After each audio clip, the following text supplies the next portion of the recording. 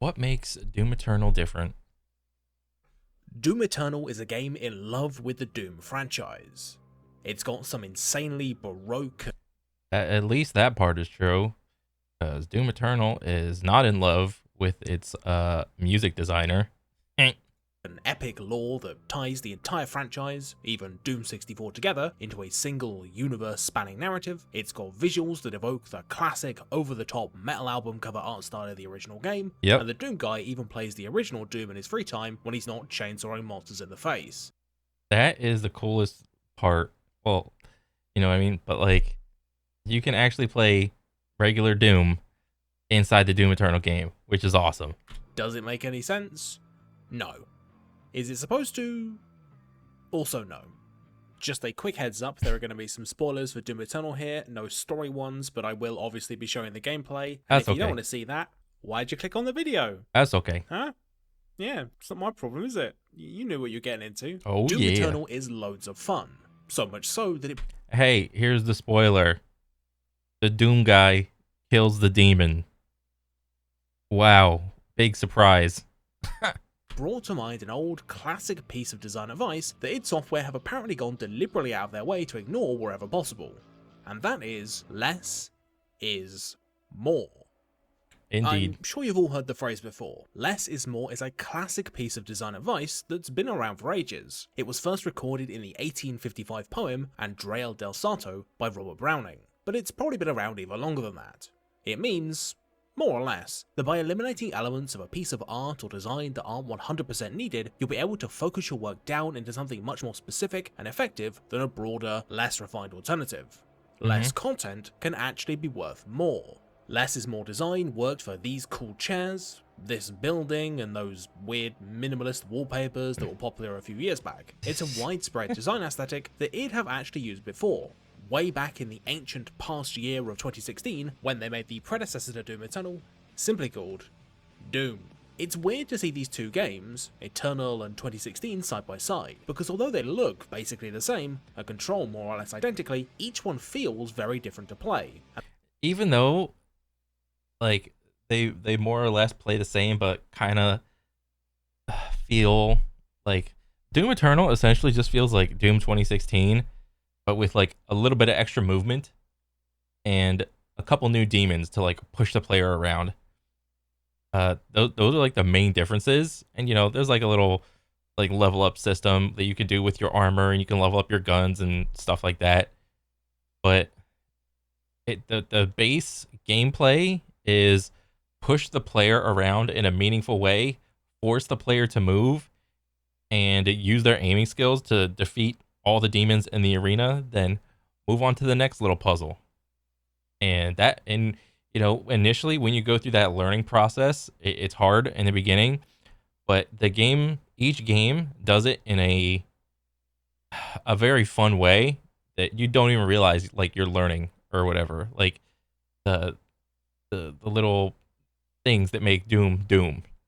And that's because they're informed by two very different schools of design. Doom 2016 is minimalist, and tries to focus down onto a single specific theme, cutting everything else out. Doom Eternal is whatever the opposite is. I guess maximalism? It revels in excess, and rather than providing players with a singular experience, it gives them a bunch of tools to create their own take on the Doom formula. I think these two weird siblings are a great opportunity to have a look at less is more and minimalist design principles and see how adhering to them, or rejecting them, can create very different games with different strengths and weaknesses despite using broadly the same ingredients. Let's start with Doom 2016. The Doom soft reboot is about one thing and one thing only: putting you in the shoes of Doom Guy, and making you feel like a one-man army hell-bent on tearing demons limb from limb and filling them with as many bullets as you can find. And so Oh yeah, absolutely. And it even doubles down on this with the amazing soundtrack that I still listen to today for some of the gym sessions. So it's that good. everything that doesn't contribute to this power trippy vision has been cut out of the formula entirely. The previous entry in the series, Doom 3, had a horror element, flashlight mechanics, and a pretty in-depth story, and all those things are more or less absent from Doom 2016. I didn't even play that version of Doom or whatever because the reviews of it were so like here and there, like 50-50. I was like, whatever. Instead, the game focuses down on getting you, the player, to experience the same singular fury that drives the Doom Marine. Glory kills in particular really sell this vision. When a demon is on low health, it enters a stun state, allowing you to smash it up like a giant piñata and feast on the delicious candy within, giving you some precious health. Pretty much the only way to play Doom 2016 involves hyper-aggression, and getting up close and personal with demons, trading blows until you can glory kill them, and heal up just enough to keep moving towards your next target. Yeah, this is a great way of a developer incentivizing the player in a shooting game, to go in close to like melee range, which is really hard to do. But in Doom, whenever you go into like, for a glory kill, you're invincible for the animation, and then a little couple of health orbs pop out or whatever, and then you can move on to your next demon that you're gonna glory kill. So it creates this rapid succession of like, kill this guy, end it with a melee, and then quickly look for another demon, and then use whatever gun you want as you're like speeding over there, and then hopefully get in close, do another glory kill. So it feels really good. Doom Eternal, on the other hand, is a very different beast. Rather than focusing on a very specific thematic experience, Doom Eternal's team have opted for something broader, that being a constant sense of momentum and fun. A large part of this approach is an expansion of pretty much all the systems in Doom 2016. There's more enemies with more defined identities, brand new platforming elements, and a bunch of new abilities like the Flame Belch and Blood Punch. By adding in all those elements which are drip-fed to you constantly, Doom Eternal is able to give players a much deeper and more varied combat system than its predecessor. Instead of giving you the opportunity to give in to your inner Doomslayer by blasting away pack after pack of monsters with the super shotgun, Doom Eternal forces you to think tactically and prioritize particular enemies, as well as time the use of your abilities to catch as many bad guys as possible. The fun in Doom Eternal isn't from the visceral, adrenaline-fueled thrill of ripping and tearing until the work is done, even though that is still a part of it, but in thinking on the fly and using your knowledge of the game's systems to dispatch hordes of enemies in the most efficient and badass way possible. This difference in approach can be seen very clearly in the enemy design. Take the iconic angry meatball that is the Caco Demon, for example. In Doom 2016, these guys are there to scare you and provide a new, suitably monstrous threat for you to conquer now that you've arrived in hell. They take a lot of bullets to kill and can blind you with their spit, so you've got to keep moving to avoid them, which ends up putting you into tense situations as you're forced to run into other enemies. In Eternal, on the other hand, their ranged attack has been upgraded to be absolutely lethal, and they're a much higher priority target.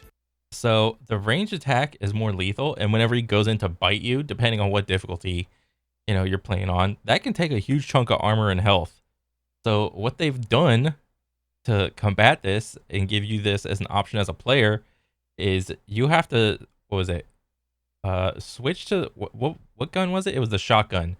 You have to switch to like the weapon mod on the shotgun that shoots the grenade, and you just shoot the grenade inside his mouth, and then he'll go into like stun state where he's blinking, and then you have to like blink over there to like glory kill him. So even though it's kind of arguably easier to kill him in the Doom Eternal, he is more lethal if you don't take care of him quickly. However, Cacodemons have also been given an extra weakness. Lobbing a grenade into a Cacodemon's mouth will grant you a guaranteed glory kill, allowing you to dispatch them very quickly if you're a good shot and have grenades spare. By making some small changes, Doom Eternal turns that Cacodemon from a singular source of pressure and stress into a tactical challenge. Are you going to waste crucial resources taking one out with a precious grenade? Are you going to spend ammo and time taking it down the normal way? Or are you going to try and keep moving, confident that you can maintain enough distance not to get munched on? There's also the consideration of if it's worth investing in the more situational shotgun grenade launcher specifically for dealing with Cacos, which means sacrificing the sustained firepower of the autofire mod. Yeah, the autofire mod was completely useless. I don't remember any demon where you had to use that thing on. Not one. If you're using the auto shotgun mod, you could probably dispatch that demon quicker with weapon swapping. In Doom 2016, enemies are all dealt with more or less in the same way, by running towards them with bloodlust in your veins and firepower in your guns. That second one is usually more important, but Doom Eternal forces you to think more tactically. Increased enemy firepower, health pools, and an abundance of melee monsters means the reckless tactics will usually end in your grisly demise, Yeah. and you'll need to come up with a new solution, the form of which is basically up to you. And really, that's the biggest difference that you can highlight not just between Doom 2016 and Doom Eternal, but Minimalist and Maximalist schools of design. One is a pre-assembled package containing everything you need to have a tailor-made experience, the other is a lot of vaguely themed parts that you can use to assemble your own experience. We can see this difference quite clearly in city builder games. Some of them are trimmed down and restrictive, forcing you to build your little town in a particular way so as to communicate a specific feeling. Frostpunk, for example, pretty much necessitates becoming to some degree a dictator, I and never either played the most Frostpunk. ethical possible playthrough will still involve setting your people to life-threatening work in the coalfields and having to make tough choices between letting the sick suffer or stockpiling food for later. Regardless of which of the campaigns you play, you'll always be making hothouses and medical tents, and you'll always be building your city in circles around the omnipresent heat-giving generator that is your primary concern at all times, even over the lives of your own people. This all coalesces into a game about making tough choices under tough circumstances, and not so much creative expression or true-to-life simulation. Playing the ultra-relaxed Serenity mode, added by popular demand, really proves this point. Without the back-breaking pressure of the cold, resource shortages, and almost certain doom, the game is kind of boring, and simply doesn't support other kinds of fun. Compare that to something like RimWorld, or the infinitely less viewer-friendly Dwarf Fortress. These two games hand you a set of systems and tools, but let you use them to tell your own story. And the name of that story?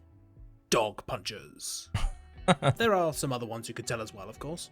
Want to customize a thriving village of happy people to your heart's content? Go nuts. Want to make a starving cannibal tribe constantly on the brink of extinction? That's fine too. I've never even started RimWorld's main quest of building a spaceship and going home, because the game isn't really interested in trying to tell you how to play. The systems and mechanics are there to generate interesting complications, but you're very much the storyteller. Conversely, minimalist design tends to zoom in on a very specific frame of mind or emotional state that resonates with every part of the game. The classic example of this sort of approach is in Fumeto Ueda's Design by Subtraction, found in classics like Ico or Shadow of the Colossus. Hell yeah. Dude, these games were... they're still relevant today with how they were designed. So, like, I never played Ico, but I played the shit out of Shadow of the Colossus. Yeah, this game was great. Exactly, I remember this little layout too. You had your health bar, and you had your little stamina circle, your pink stamina bubble, and your little weapon square thing. You know, you like swap weapons with like one of the triggers or whatever. And then as long as you're climbing, this little meter goes down. Like right now it's like a halfway or whatever. And you had, like in the beginning of the game, you start out with like a little tiny meter, and you just go around the map, and you can actually make this bigger to a point where it's like massive. Like it takes up like a whole corner of the screen. And I think you can kind of do this with your health too. And it, like at the very end, when me and my buddies were just like trading, like I would run around, try to find a lizard, kill it, and get the little glowy tail, and then I would just like hand it over. It's like, okay, your turn to go find a lizard. And then we would just take turns doing that for hours, and then eventually towards the end of the game our meter was like huge, and it was fun because there was an Easter egg at the end of the game that you needed to have a gigantic stamina meter. You could climb up the castle that you always respawn into after you beat a Colossus. There was a little grabby path that you could like climb up the castle, but you needed to have the gigantic stamina meter. And you get to the top, and it's like there's a tree at the top, and it drops fruit. And whenever you ate a fruit, it would reduce your meter. So like the whole game, you're trying to increase your meter, and it's like, oh, there's a fruit at the top, and it's like, oh, it's gonna, if you eat the fruit, it's gonna reduce your meter. So we did that, and then there was a bridge in the center of the map that went from the castle all the way towards like some like the edge of the map or whatever. And I think we timed it. So we got on our horse and we just started riding like the bridge or whatever. and it was like a decent sized bridge, and we still managed to almost fall off a couple times. And once we got to the end, you see this like little tunnel or whatever, because essentially like the map is like in this big like crater type thing, and there's a bunch of colossus in there too. And we got to the edge, and it's like a crevice, and it was just like white light on the other side, and it's like, oh, we could finally escape. And then we get off our horse, we start walking over there, and then once you start getting to be like really close, the wind just pushes you back, and you just keep stumbling backward because there's too much wind going through the crevice. So we're like, oh my god, that was so like heartbreaking for us. Like the Wanderer, it's like he's eternally just trapped in there, and we kept on like, because you could like spam jump and like get the animation out of the way. Like you could avoid like the tumble animation by just spam jumping. And once you reach to a certain point, you would just hit an invisible wall. So it was like, oh fuck. But it was a great game, and like the gameplay was like super simple. Definitely, all you had was like your sword, and you had a bow and arrow, and that's it. You could like swing with your sword, and that's it. You just had attack. But it's found in much more mainstream titles as well. The Resident Evil games are great examples of how to use very elegant, streamlined design to create tension and fear. Your basic zombie in Resident Evil 2, by far the most common enemy type, has no special mechanics or AI. Basically all they do is shamble slowly towards you, and yet the game manages to make this feel absolutely terrifying. Zombies have boatloads of health and just will not stay dead unless you pour a whole clip of ammo into their head. Knocking them down for a little bit is much easier, but it means they'll be back next time you visit, ready to lurch towards you all over again.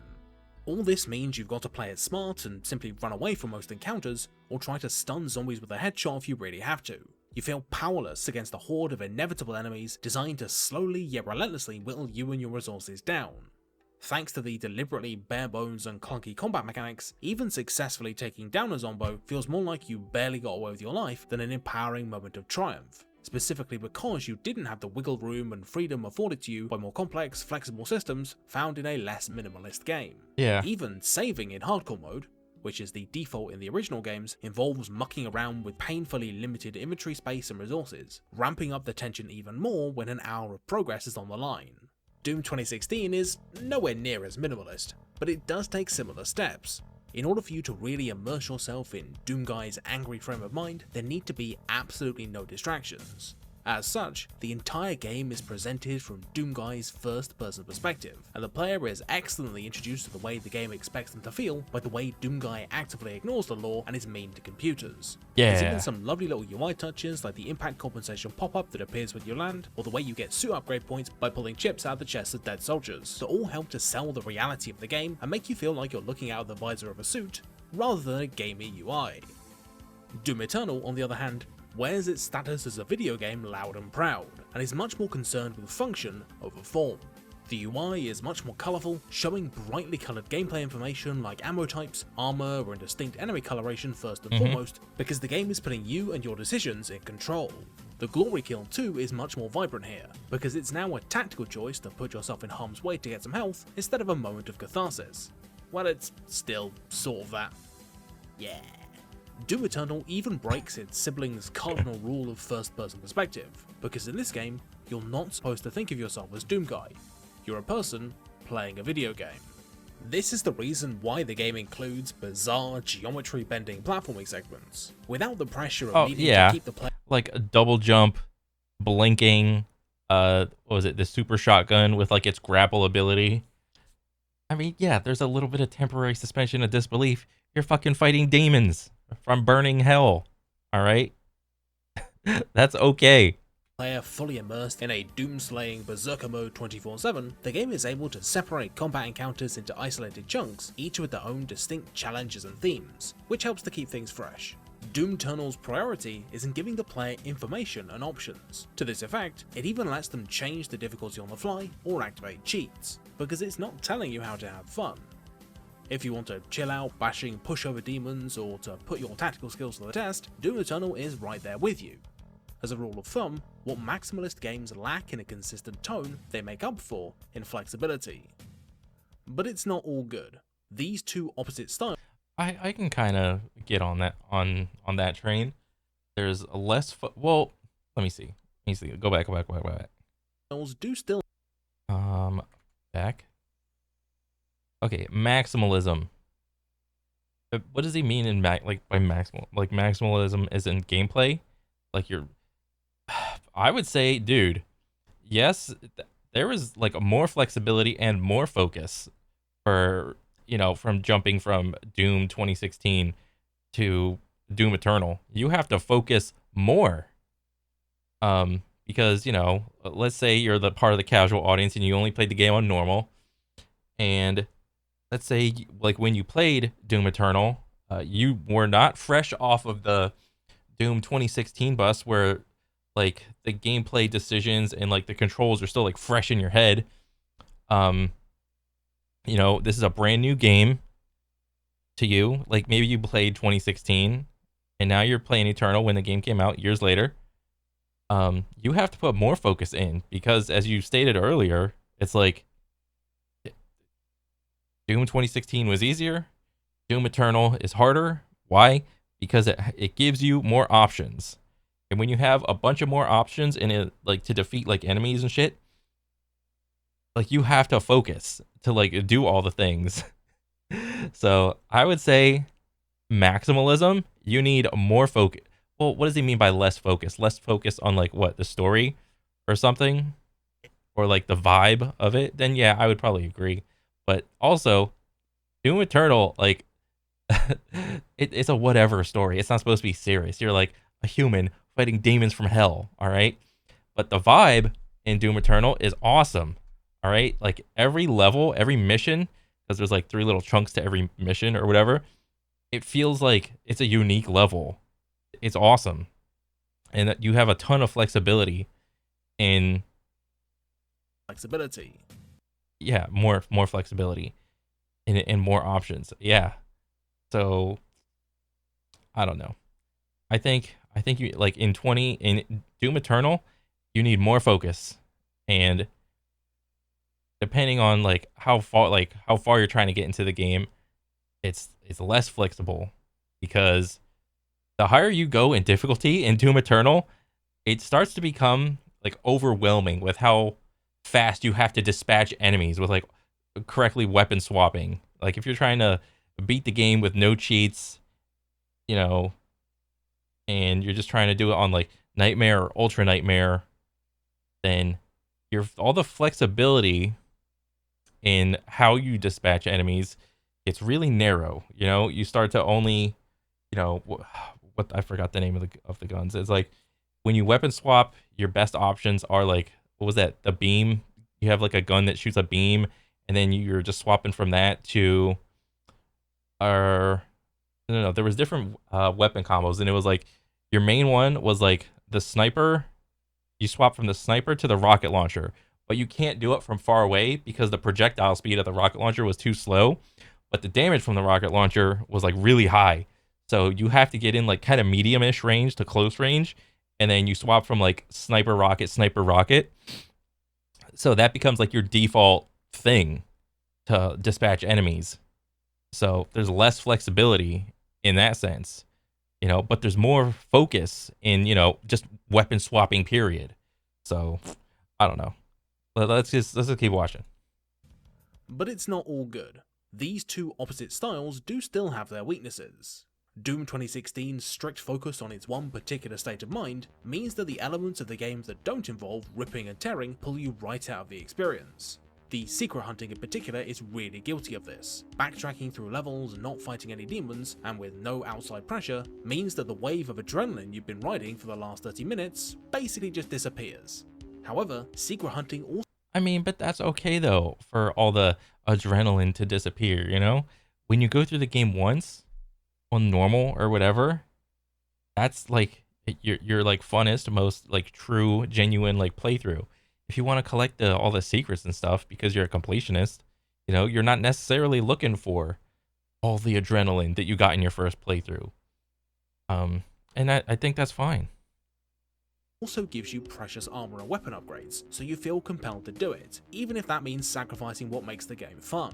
Secret hunting actually works way better in Eternal, where the broader focus and greater variety of platforming abilities makes it a nice change of pace, rather than something boring. Doom 2016 also suffers from being a bit too long. As fantastic as the core loop is, it camps out in complexity and mechanical nuance about 2/3 of the way in, and though the gameplay is just as fun and frantic the whole way through, it slowly becomes more and more routine. Minimalist games, true to their name, often tend to be shorter for this exact reason. Games like Portal fully explore their one idea and then cap things off before you have a chance to get bored. Doom 2016 on the other hand turns furious demon extermination into a bit of a chore, souring the latter portions of the game. Eternal has, as you might expect, the opposite problem. The more ideas and mechanics a game is juggling at any one time, the larger chance it has that two of them won't mix very well. We can see this in the case of the very limited ammo system and the chainsaw. Doom Eternal limiting the max ammo of guns works in theory, as it forces players to make interesting choices as to which gun they want to use, rather than just using the super shotty for everything. This is true, but that's why they have the mechanic of fodder demons in there. You know, if you find yourself favoring one gun to dispatch most demons, you're gonna run out of that ammo type. So then you have to start, toning it back a little, scanning the field, looking for these like little hobbling skinny demons, almost like zombie demons. And you gotta, what I did is, you flame belch. I think it was just flame belch. It was, oh no, it was flame belch, chainsaw. And if you do that on like a fodder demon, you get a little bit of armor, a little bit of health, and a little bit of ammo for all your guns. And that, you're trying to make the most, get the most resources out of this one little enemy type. And these guys infinitely spawn in the arena, essentially. So any type of demon that is not a fodder demon, you're essentially trying to kill first. Like, you're trying to kill all the unique demons. All right? Because these guys just infinitely respawn. But that means they need to use the chainsaw, which rips enemies up into a bunch of ammo much more often. This is a problem, because it turns what was once a brilliant fuck you one-hit kill button into something that gets used exclusively on lame fodder enemies to farm ammo, instead of as something fun. Okay. I mean, I get that. That's fair. But, you did have like 3 ticks of like your chainsaw, I think. And if I'm not mistaken, couldn't you essentially just chainsaw most unique demons or whatever? I mean, minus the like gigantic ones or whatever, but like I think for the most part you could, as long as you had like 3 ticks on your chainsaw skill, you could just chainsaw it. I mean, but I get what he's saying. It's like, I want to chainsaw every demon. I get wanting to do that. That's understandable. Another example of this happening was in Fire Emblem Awakening, which introduced a cool team-up mechanic, as well as an increased focus on relationship building between characters, by giving ones who were friends extra stats when they were close by each other. 2 benign systems that combined to create unkillable double acts of husbands and wives who completely ruin the game's tactical balance. Additionally, the game runs into the problem of including so many new elements that some are guaranteed to rub players the wrong way. The deadly Marauder mini-boss who requires some very fancy footwork to even damage, let alone kill, and the platforming bits I mentioned earlier are such wild departures from the Doom formula that their mere inclusion have pissed some fans off, which, regardless of the game's artistic ambitions, is never a good thing. So, weapon swapping, like once you start playing the game really tries to tell you about weapon swapping, about how it's easier to swap weapons from, in general gameplay to dispatch demons quicker. And the Marauder enemy type puts this on the forefront. Like, you have to like be really quick with your reaction time to put him in this like stagger state. He's like, oh, knock back. And then it is entirely possible to put him in a single stagger state and then weapon swap like 4 or 5 times and just delete him in one stagger state. But the game doesn't really do a good job telling you about that. You'd have to watch like some YouTube videos to figure that out. And up until that point, it's very frustrating because like I remember the first time when I had to like go against the Marauder, I was using this exact same gun, like this, like the beam crossbow thingy or whatever, and I found this to be like the most useful thing to put him in that stagger state. And I think I would, what I do? I weapon swap from this into like the rocket launcher. I would just go back and forth, and then try to read his movements and then dispatch him that way. But I was a little try hard dude or whatever. I couldn't imagine how long it would take like a really casual player to try to figure that out.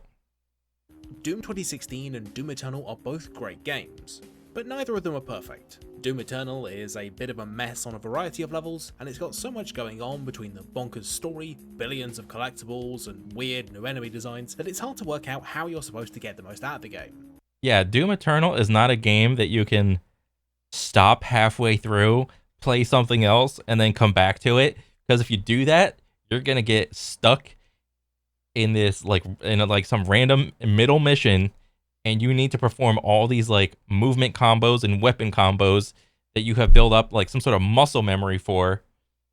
And if you try to do that, you're just gonna be frustrated. You're gonna end up putting the game on like super easy mode. The game's gonna call you shit, because that happened to me. All right. I was in what, like my second playthrough or whatever, playing Doom, and I was like in the DLC part, and it was like this, I can't remember, it was like some boss with like lasers going like every which way in like this like square arena. There was a couple platforms, but like if you touch the ground, like you essentially die. So you're having to use the super shotgun to like swing from enemy to enemy. You got to dodge the lasers, you got to dodge the bullets, you got to dodge the melees or whatever. And trying to get back into that after I don't know what else I was playing or whatever was like the hardest thing. The game's like, hey, you're dying too much. Do you want to bump the difficulty down? I was like, fuck no, that's stupid. Oh man, but yeah, you really need like some muscle memory to play Doom Eternal. On the flip side, Doom 2016 is a tightly crafted thematic package that sort of outstays its welcome, and as such, a lot of its biggest fans have never actually finished it. But the real lesson I think we can draw from these two games by comparing their disparate styles is that just as games can be designed to be minimalist or maximalist, they can be played in those ways too. By learning what goes into designing each kind of game, and how the developers expect us to play our part, we can approach games with the right mindset, and as such get much more out of them. I imagine there are a lot of people who played Breath of the Wild, for example, like a traditional Zelda game, following the critical part of the main dungeons and the final boss, which are the worst bits of the game. The real value is in all the extra weird side stuff and optional content. Similarly, a lot of people have complained about minimalist games like, say, Mirror's Edge feeling shallow, when in reality, great minimalist games don't have much going on because they're intended to be precise and only— Bro, I liked Mirror's Edge. All right, all I expected from Mirror's Edge is to just be like a parkour simulator. That's it. That's all I wanted. And that's all I expected, and that's all I got. I didn't expect it to be this fucking like zany, like gigantic, like artistic-y, speedy Sonic the Hedgehog in first person view type thing. Like you're just a person playing a parkour sim. All right, that's it. only engage with one or two fundamental gameplay ideas. The Mirror's Edge sequel was rubbish precisely because it tried to address this concern by polluting the purity of the original game. I mean, probably for like the gun, like all the enemies you had to end up fighting in like the last couple stages, like with guns, you have to dispatch so many enemies that are shooting at you with guns. And then I think on the last level, you actually have to shoot a gun into like some, I don't know, some servers or something. And I was stuck on that part for so long because up until that point in the game, you didn't have to do that at all. So I was stuck on that for like 2-3 hours trying to figure out, like, there's no enemies in the room, no one's shooting at me, but the music just keeps playing over and over again. It's like, I'm like, what am I supposed to do? I get a gun, pick it up, and I'm just like, what do I do? But no time before that have I had to ever shoot the little servers until they do damage, because it wasn't like a one shot and then the cutscene plays. It was like the servers had like a health bar, so you have to sit there and shoot the servers until they're like a little invisible health bar just gets deleted and they blow up. So I get that. Doom series is a foundational part of video game lore, and just as the medium continues to grow and become more sophisticated, so must Doom. These two experiments into different kinds of design aren't perfect, and they certainly aren't for everyone, but they're enduring proof that even the most venerable and beloved gaming icons can still be reimagined and iterated upon, and by doing so, we can transform old ideas into interesting new forms. So whether you prefer Doom 2016, or Doom Eternal, or even the originals, it's important to know that at the end of the day, the one that you prefer is objectively correct and empirically the best Doom game. Yeah. You and me? We're the ones with taste. We like the good Doom game. The one where they got it right. All those other idiots? Forget about them. Yeah. Hi and welcome to the end of the video. This is a little section where I recommend a cool YouTuber and do a shout out for my even cooler patrons. Today, I'd like to point you in the direction of Tom Francis's YouTube channel, who is a game developer and writer who's recently started posting updates as to the development of his new game, Tactical Breach Wizards, which I am very much looking forward to, and he's also got a bunch of tutorials and design insights on a bunch of topics as well. I think he's got a lot of great experience, and it's always good to take advice from people who, you know, actually make video games for a living instead of chumps like me. Please do check him out. I'd also like to shout out my fantabulous patrons, who are amazing and cool, and I think most of them have actually gotten more attractive since signing up. You just can't argue with pretend results. If you'd like to support the channel and ensure that I don't need to do any sponsorships or anything, please sign up if you can afford it. If not, a like and a subscription, or whatever YouTube demands you do these days, works as well. A special extra shout out goes to my $10 a month patrons, who are Alex DeLonch, Alexander Kramer. I dig it. He outlined what made Doom Eternal different than Doom 2016. I thought this is a great video. Yeah. You know, I like Doom 2016 and I like Doom Eternal. You know, granted, you know, Doom Eternal is like the harder, more difficult one. But hey, you know, we got through it. You know. But yeah, this was a great video. And yeah, that's pretty much it. All right, so take it easy, guys. I'll see you on the next one. Later.